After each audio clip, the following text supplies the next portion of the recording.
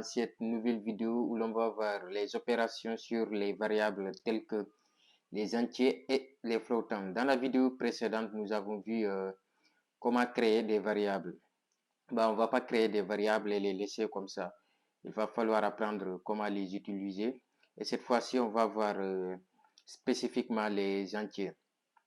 On va faire quelques opérations telles que voilà, l'addition, la soustraction, la division, etc. Je vais créer ici un fichier nommé opération. Opération. Point. Je vais déclarer ici une variable A égale, attendez d'abord, je vais activer ici Python, voilà. A égale à, supposons que A égale à par exemple 10. Je mets ici B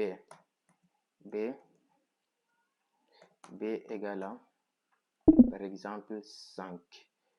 C égale par exemple 3.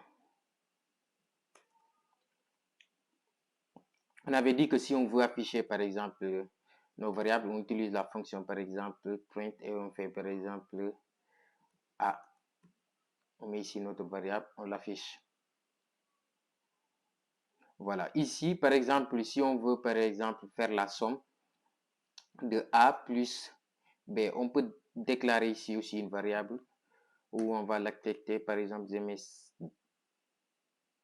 résultat, par exemple, résultat égale à, par exemple, A plus B. Ici, je vais mettre résultat. Et ça va être 15. A plus B est égal à 10 plus 5. Voilà le résultat ici, on a 15. Il n'y a pas que cette manière-là de déclarer aussi les variables.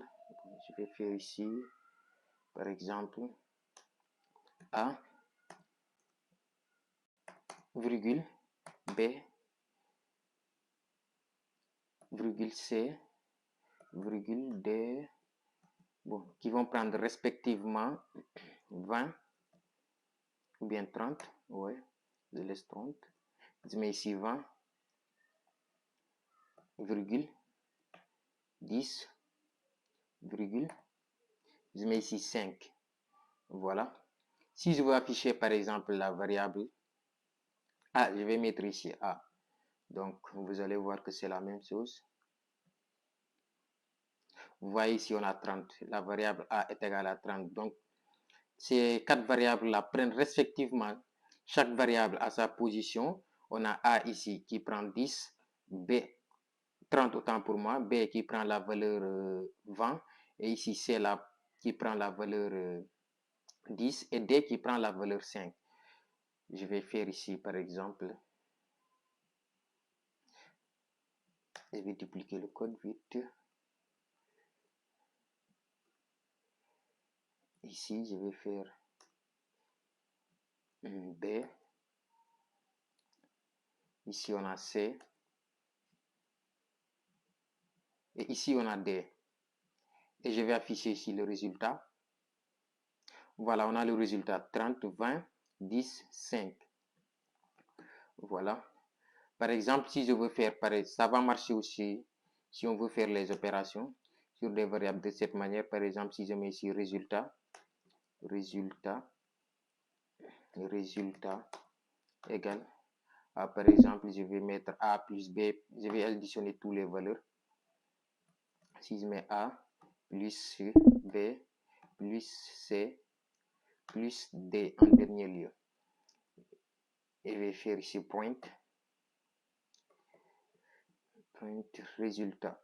Je vais afficher le résultat, ce qui va me donner, bon, ici on aura 60, 70, bon, 75 je pense. Voilà, 65. On a ici le résultat 65, la somme de ces trois valeurs là. Ici, on va faire pareil. pour la soustraction par exemple de print entre parenthèses, je vais mettre résultat, ou bien je vais mettre sus. Bon, je vais d'abord faire sus est égal à a moins b. Si je fais b, ici j'exécute, je vais mettre ici sus. Voilà, on a ici sus. Je vais afficher, attendez, je vais commenter ça d'abord avant que vous ne fassiez des erreurs. Ici on a 10, voilà, 30 moins 20 qui est égal à 10. Pareil aussi pour la multiplication. Bah, la multiplication ici on utilise d'étoiles, il ne va pas falloir mettre ici x, voilà, comme vous le mettez dans les cahiers en général. On utilise ici le symbole x. Si j'exécute le programme, on a ici le résultat. D'accord. On peut faire aussi la même chose pour la division. Je vais faire ici la division. On utilise un slash. Ici, on a 1,5. Par exemple, je vais prendre, je vais changer ici. Je vais déclarer maintenant A égale 20. Et je retourne à la ligne. Je fais B égale à 5. C égale à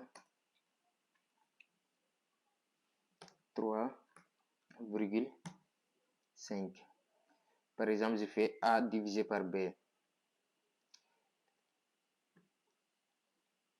On a le résultat ici, 4,0. Bien. Si je change ici, je mets 4. La variable B est égale à 4. On a toujours ici le résultat. Si je veux, par exemple, que ça m'affiche seulement en entier ici, parce qu'ici, on voit que c'est un nombre flottant, 5,0. Je vais mettre ici 2 anti-slash et on a ici le résultat avec un entier seulement. Si par exemple on fait la division, on s'attend à avoir un reste, c'est-à-dire le modulo. Pour cela, on utilise le symbole pourcentage. Par exemple ici, 20 divisé par 4, ce qui doit rester, le modulo. On a ici 0.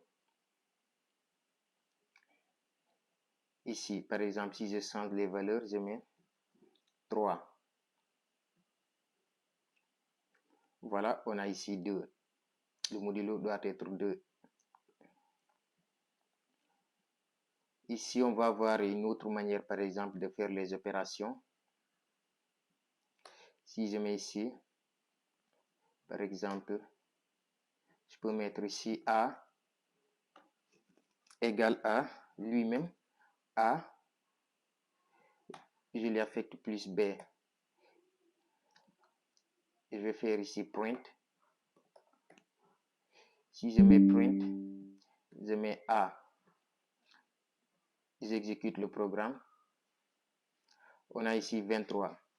On peut choisir aussi de cette manière-là pour afficher. Je vais mettre ici A égale. Je vais mettre ici plus. Si c'est l'addition, je vais mettre plus égale à B. Ici, si j'exécute, ça va être le 23 là, le résultat qu'on avait ici, c'est-à-dire 23, c'est-à-dire 20 plus 3 qui est égal à 23, plus maintenant la nouvelle valeur de B. La valeur de B autant pour moi. Si j'exécute, on a ici maintenant le résultat qui est 26. Voilà, je vais commenter ça. Si je commente ça, j'exécute, on a le résultat qui est de 23. C'est la même chose par exemple pour la soustraction. Si je fais ici moins, au moins, ça va être 20 moins 3 qui est égal à 17. Ici, pareil aussi pour la multiplication. Par exemple, la multiplication, ça va être la même chose. Voilà, on a ici 60. On va voir ici une dernière chose, par exemple, voilà les quotients, c'est-à-dire les puissances. Si je veux, je vais faire ici, par exemple, print. Je fais A modulo, non, exponentielle B, A exponentielle B. Ça va me donner, je vais faire ici, voilà, on a ici 8000. Par exemple, si j'utilise par exemple 2 ici, je sens la valeur, je mets exponentielle, vous voyez, exponentielle de A et B, on a ici 8.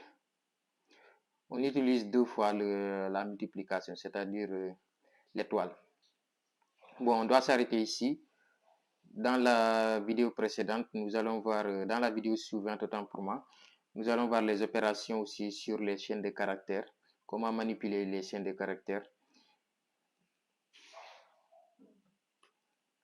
Bon, n'oubliez pas de vous abonner et d'activer la cloche de notification et laisser un pouce bleu si la vidéo vous a plu. Merci.